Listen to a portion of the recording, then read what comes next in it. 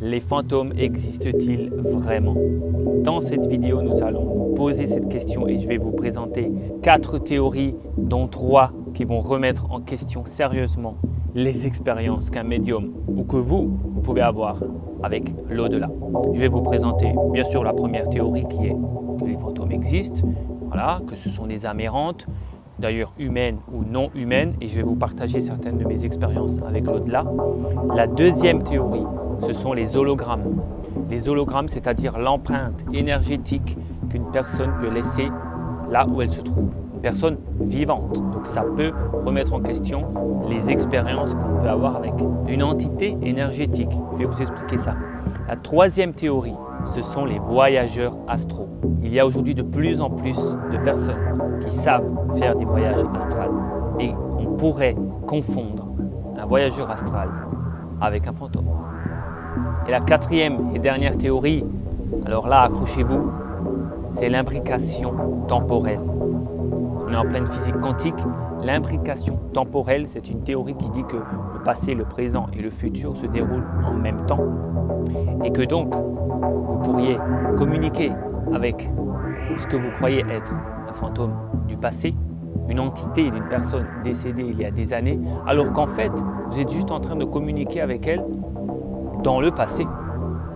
Ouais, je sais, c'est la théorie la plus compliquée, mais je vous explique ça dans un instant, dans quelques secondes après le générique. En attendant, abonnez-vous à cette vidéo, activez la petite cloche pour recevoir toutes les notifications des prochaines vidéos, laissez un pouce vers le haut et partagez.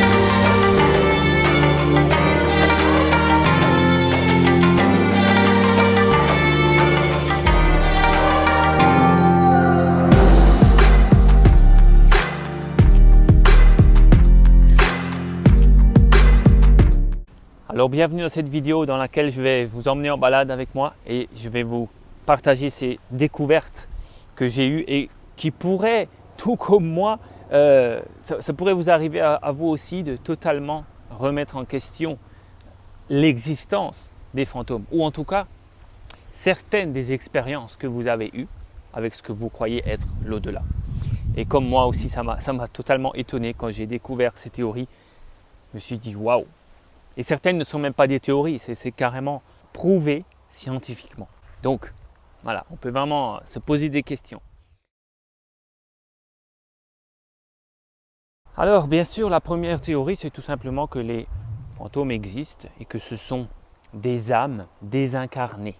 En partant du principe que je suis un être humain avec un corps physique, mais qu'à l'intérieur il y a une âme qui vit et qui peut sortir du corps lorsque je décède et qu'elle peut rester là dans le coin à traîner. Voilà. Donc ça, c'est la théorie normale que la plupart des gens ont et croient pour les fantômes. Maintenant, ça peut être humain et non humain. Par exemple, les animaux. Il m'arrive parfois d'avoir des contacts avec l'au-delà. J'ai déjà aider certaines âmes errantes à retrouver la lumière et à passer dans l'au-delà. C'est la première fois que j'en parle publiquement sur cette chaîne. C'est vrai que jusqu'à présent, j'étais plus dans le développement personnel sur cette chaîne avec quelques petites bribes de spiritualité. Maintenant, j'arrive un petit peu plus dans la spiritualité avec mes vidéos. Donc là, oui, effectivement, j'ai eu quelques expériences comme ça avec des âmes errantes et notamment avec l'âme d'un animal. Alors l'âme d'un cheval pour être plus précis. J'étais en train de faire un nettoyage énergétique dans un appartement et je vais vous montrer la photo. J'ai une photo en fait. J'ai fait le nettoyage. Voilà, il y avait des âmes errantes d'êtres humains qui passaient et tout d'un coup, à ma grande surprise, et c'était la première fois et l'unique fois d'ailleurs pour l'instant que ça m'est arrivé de voir une entité de cheval. Alors là, j'étais étonné, je me suis dit, quoi? C'est possible ça? Oui, c'est possible. Alors, ça, là, j'en parle maintenant dans la première théorie, mais ça pourrait être en adéquation avec une autre théorie, la quatrième théorie de cette vidéo. Donc, on va revenir à ce cheval à la fin de cette vidéo, dans la théorie numéro 4. Et du coup, après, je vous montre la photo, c'est que j'ai vu, après avoir fait ça, après avoir fait ce travail, j'ai constaté à l'arrière de la maison qu'il y avait une charrue accrochée à la grange. Et en fait, il y a une grange derrière et une charrue accrochée, ce qui me montre bien qu'il y avait des chevaux avant, en fait, dans le passé, dans cette maison, avec cette grange. Donc, ça peut tout à fait rejoindre la quatrième théorie qu'on verra un petit peu plus tard. Et pour info, j'ai constaté ça après avoir fait le travail. Je n'ai pas vu cette charrue avant que je me connecte et que je fasse le nettoyage énergétique. Je l'ai vu après, j'ai pris la photo après. Donc ça ne peut pas être quelque chose de mon cerveau, mon inconscient qui a créé la chose parce que je savais qu'il y avait des chevaux anciennement ici dans cette grange, quoi. Voilà. Donc tout le monde est d'accord avec cette première théorie. Enfin tout le monde.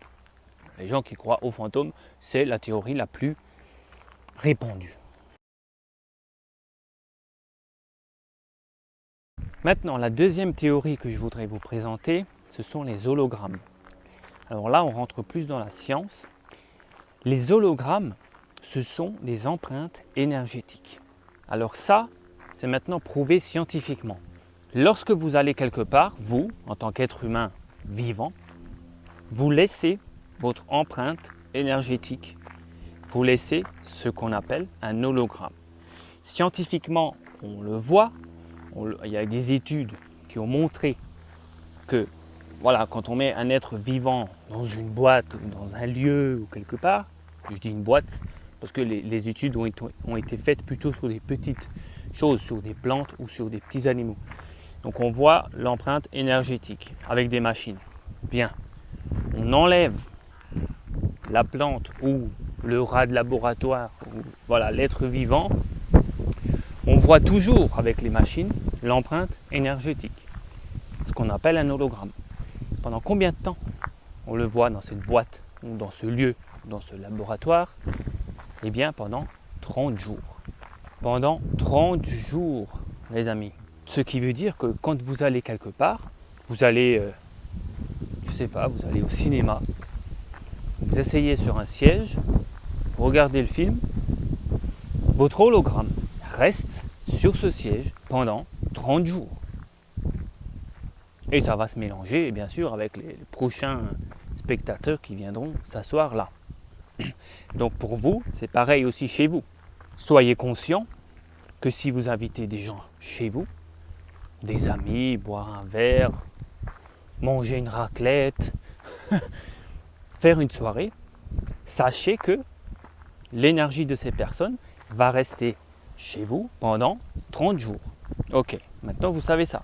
C'est prouvé scientifiquement. C'est pas du blabla spirituel que je vous raconte. Même si c'est quelque part c'est spirituel parce que c'est dans le monde de l'énergie, de l'invisible. L'invisible à l'œil nu. Mais les machines aujourd'hui sont assez sophistiquées pour voir ça. Donc voilà, on sait qu'un hologramme reste pendant 30 jours. Maintenant, imaginez les lieux hantés. Les lieux qu'on dit hantés. Hein, les châteaux en Angleterre et tout ça. Et qui sont visités par des groupes de curieux. Il y a même des voyages paranormaux qu'on peut faire, organiser et tout pour visiter ces lieux.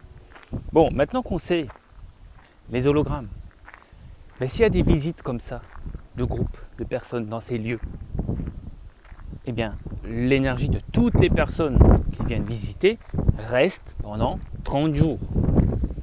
Donc vous arrivez, vous avez plein de ressentis, oh là là, il y a des présences ici, c'est incroyable. Eh bien, vous pouvez ressentir l'énergie de toutes les personnes qui sont passées dans les 30 derniers jours.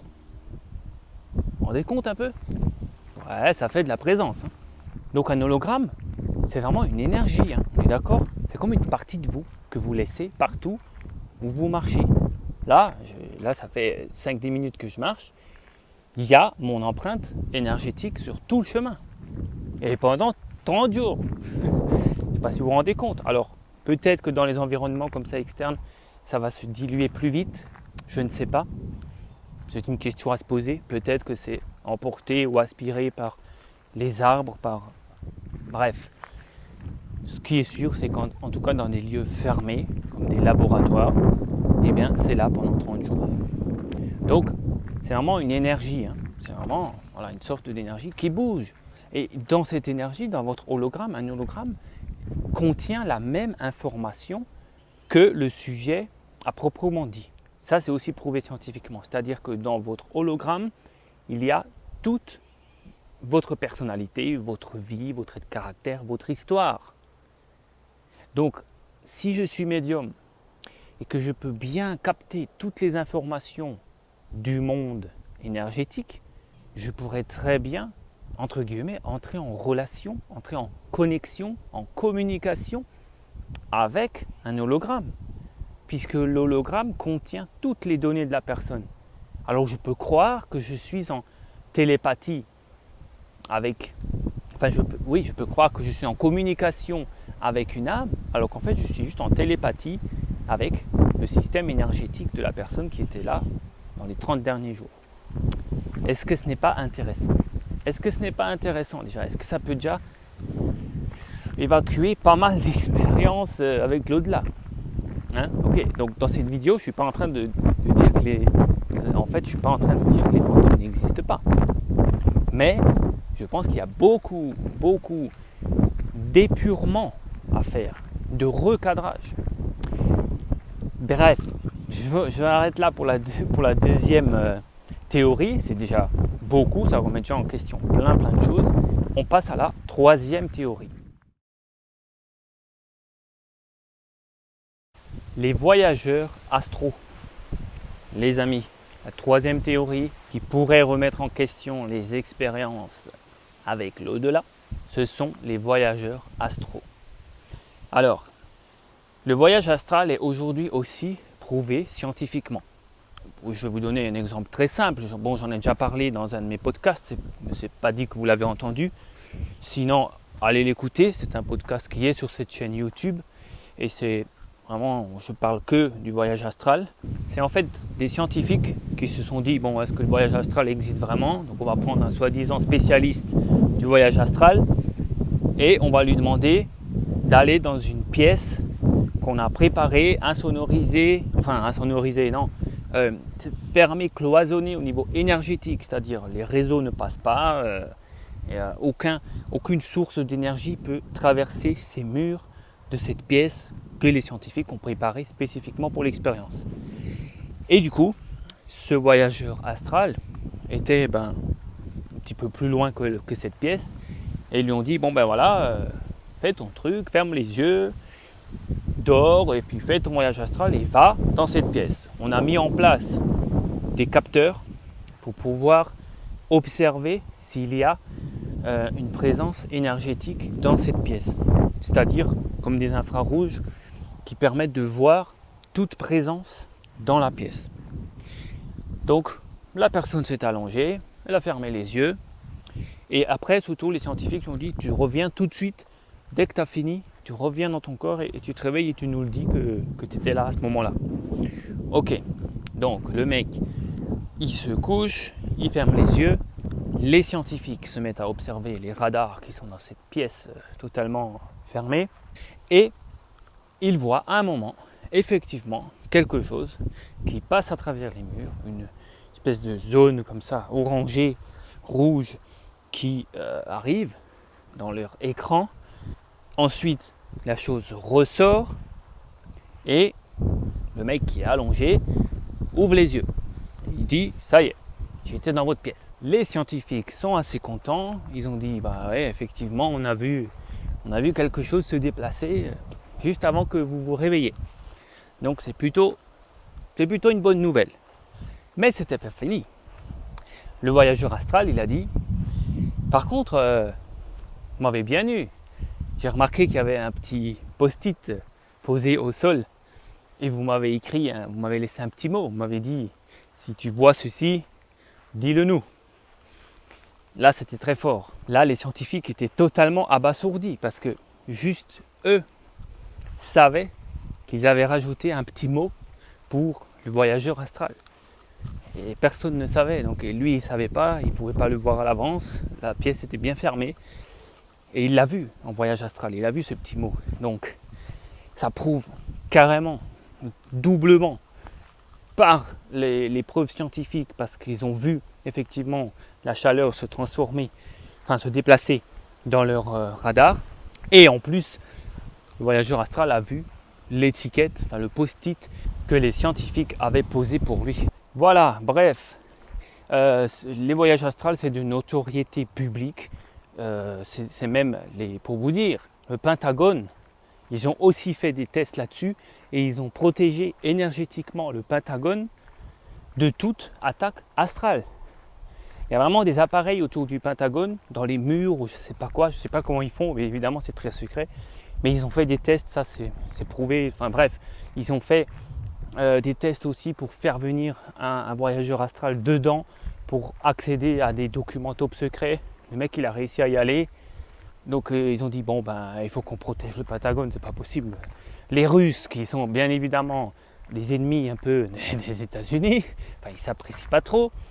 Et les Russes sont beaucoup plus avancés que n'importe quelle nation dans le domaine paranormal et sur ce genre d'études là, donc il fallait évidemment protéger des voyageurs astro potentiels russes. Bref, je ne suis pas là pour vous prouver que le voyage astral existe, ça existe. C'est juste pour vous dire que ça pourrait potentiellement être ce qu'on croit être des fantômes. Vous pourriez communiquer avec, vous pouvez sentir une présence, mais en fait, vous croyez que c'est un fantôme, et en fait, c'est juste un mec qui est allongé dans son lit, qui est venu vous rendre visite en voyage astral. Donc ça, c'est une chose en conscience. Donc en conscience, s'il le fait en conscience, le voyage astral, il peut venir s'amuser et se faire passer pour un fantôme. Mais il y a aussi des voyages astro inconscients. Il y a beaucoup de personnes qui disent que nous faisons apparemment des voyages astrales toutes les nuits d'une manière inconsciente. C'est-à-dire que la nuit, on se couche et quand on dort, en fait, c'est ça qui produirait aussi l'endormissement, c'est le fait que l'âme quitte le corps pour aller se ressourcer, je ne sais où, je ne sais comment, et qu'il peut en profiter pour faire du voyage astral. D'une manière totalement inconsciente, et quand on revient, on ne s'en rappelle plus.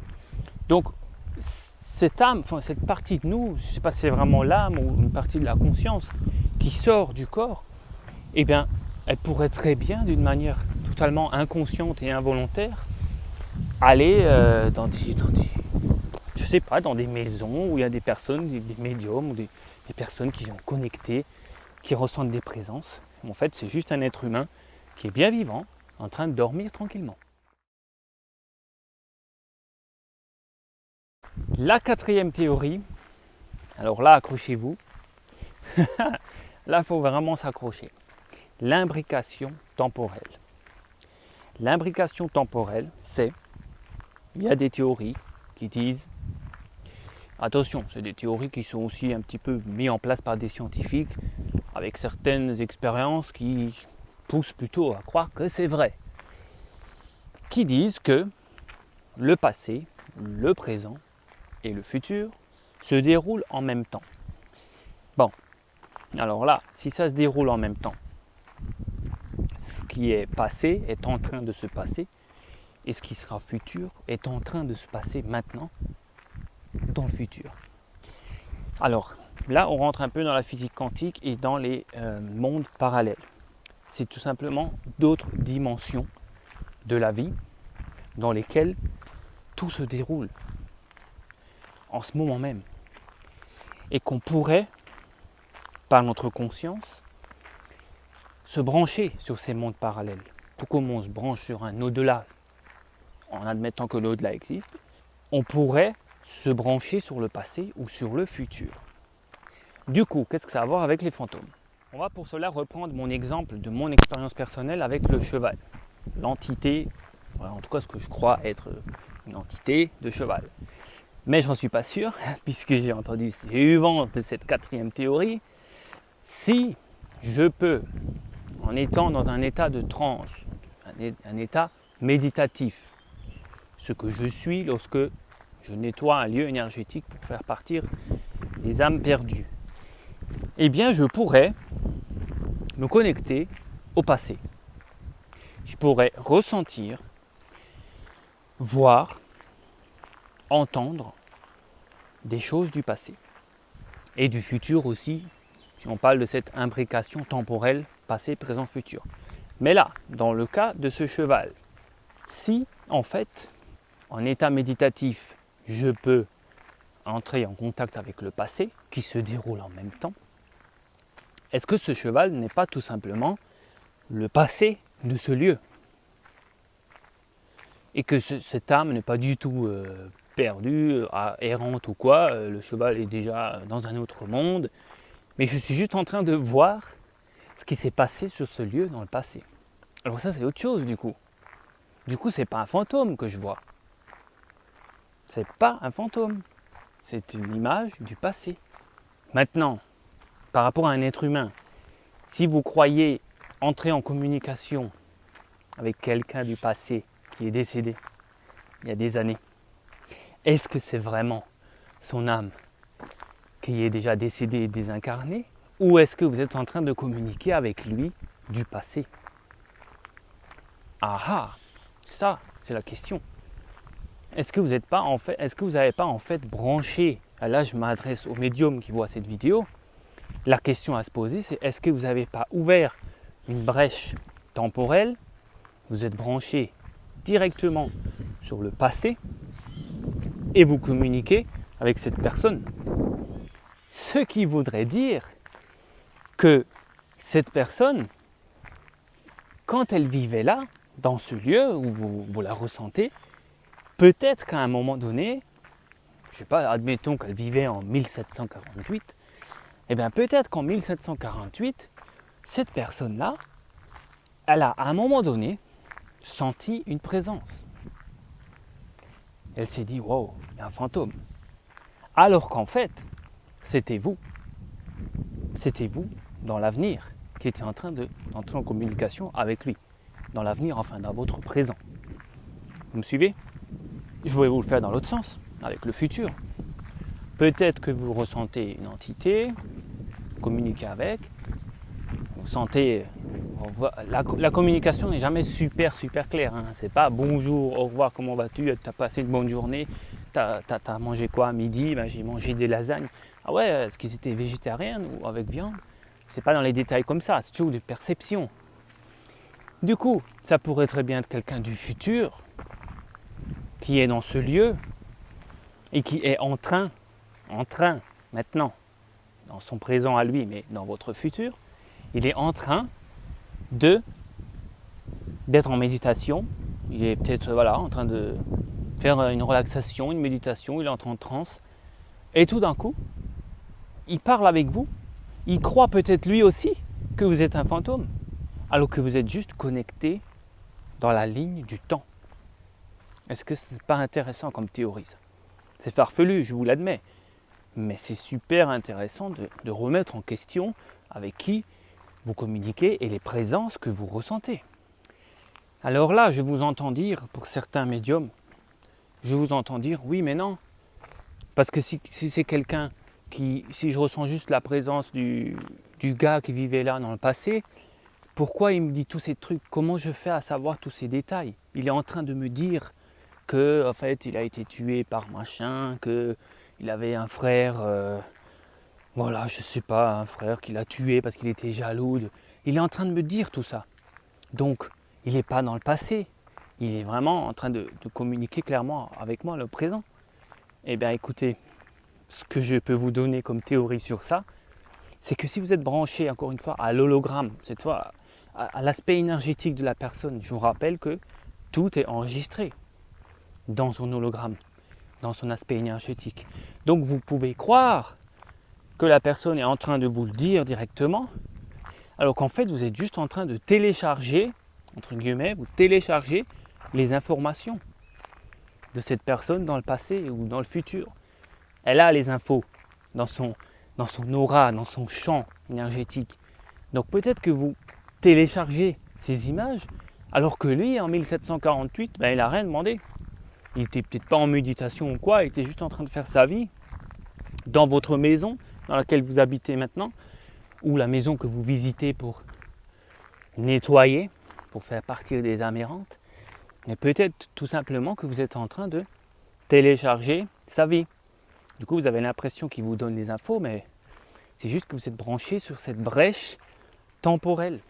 Mais alors du coup, on peut se poser la question, pourquoi parfois ça marche et pourquoi on ne sent pas tout le temps tous les êtres qui ont vécu sur Terre, sinon ça serait une catastrophe. C'est peut-être pour ça qu'on n'est pas totalement tous ouverts, parce que sinon ça serait un peu fou si je devrais sentir toutes les personnes qui ont vécu dans ma maison, toutes les personnes qui sont passées sur ce chemin dans les 30 jours là, je pourrais même plus, je deviendrais fou quoi. Du coup c'est peut-être pour ça qu'il faut être plus à l'écoute, peut-être pour ça qu'il y a seulement certaines personnes qui arrivent à se connecter à ça. Et puis à la question, mais il y a des gens qui m'appellent pour nettoyer leur maison parce qu'ils sentent vraiment des choses incroyables. Il y a même des tiroirs qui s'ouvrent tout seuls, et des portes qui se claquent toutes seules, même pas de vent. Donc des personnes qui sont totalement pas initiées à ça, ils appellent des médiums. Écoutez, voilà, je pense que la maison est hantée. Là, il faut faire quelque chose. Donc vous, en tant que médium, vous arrivez.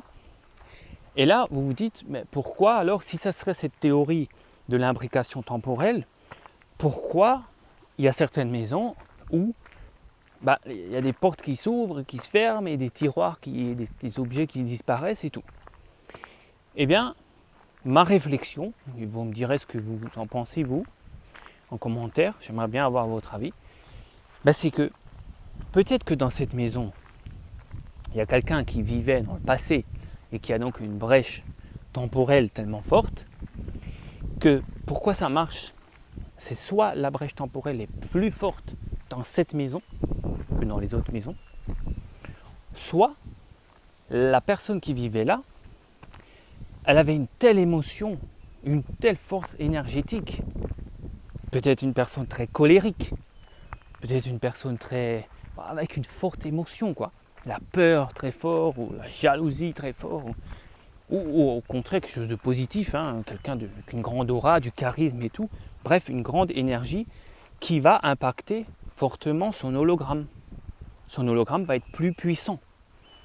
Et donc il va rester là, et lorsque vous ouvrez cette brèche, ou si ça se fait tout seul, si la maison le permet, eh bien, il y a assez de puissance pour déplacer des objets. Mais le mec, il ne le fait pas exprès. Encore une fois, là, c'est une théorie où c'est pas un mort qui est là. C'est pas une âme. C'est le mec qui vit sa vie, qui ouvre et qui ferme les portes tranquillement de chez lui en 1800 ou en 1700. Il ferme juste la porte tranquillement dans le passé. Mais ça se répercute dans le présent parce qu'il a une forte énergie. Dites-moi ce que vous en pensez en commentaire. Je sais que c'est une théorie assez farfelue, mais moi, quand j'ai entendu ça, je me suis dit, là, ça expliquerait plein de choses. Et puis, dites-moi aussi en commentaire, quelle est, sur ces 4 théories, celle qui vous parle le plus. Est-ce que vous êtes étonné de ces nouvelles théories-là? Et est-ce qu'il y en a une que vous croyez vraiment plus plausible? Alors, je vais vous dire ce que moi, je crois. Je vais juste récapituler les 4 et je vais vous dire, moi, ma conclusion actuellement. Mais je reste ouvert. Donc premièrement, la théorie naturelle que les fantômes existent et que ce sont des âmes qui se baladent, qui sont décédées et qui sont encore errantes, humaines ou non humaines. Deuxièmement, les hologrammes, donc l'empreinte énergétique que scientifiquement il est prouvé qu'elle reste 30 jours. Troisièmement, les voyageurs astraux. Je dis voyageurs, ça peut être voyageuse, bien sûr aussi. Voyageurs, voyageuses, astraux. Conscient ou non conscient. Et enfin, quatrièmement, l'imbrication temporelle. Alors du coup, moi ce que je pense, c'est que le monde énergétique et le monde de l'au-delà est bien plus compliqué qu'il n'y paraît et que, à mon avis, il ne faut pas se fermer sur une seule de ces théories et que tout est vrai. Moi je pense que les 4 sont vrais, que les 4 se tiennent, que l'avenir, grâce à la science et à l'ouverture d'esprit et à quelques expériences qui feront avancer l'être humain, nous montrera que ces 4 théories sont bel et bien vraies, qu'elles s'imbriquent les unes dans les autres, que ça dépend des circonstances, des événements, des personnes, des moments, que les 4 sont vrais et que peut-être à l'avenir, la science va nous montrer encore d'autres théories supplémentaires qui nous montreraient que les fantômes ne sont pas forcément ce qu'on croit. Laissez un pouce vers le haut si vous avez aimé. Dites-moi en commentaire laquelle vous parle le plus. Abonnez-vous à la chaîne et mettez la petite cloche notification pour avoir les prochaines vidéos. Et puis je vous invite aussi à rejoindre Lumière d'Avenir, qui est mon école de développement personnel et spirituel. Vous avez les liens sous cette vidéo. À très vite les amis.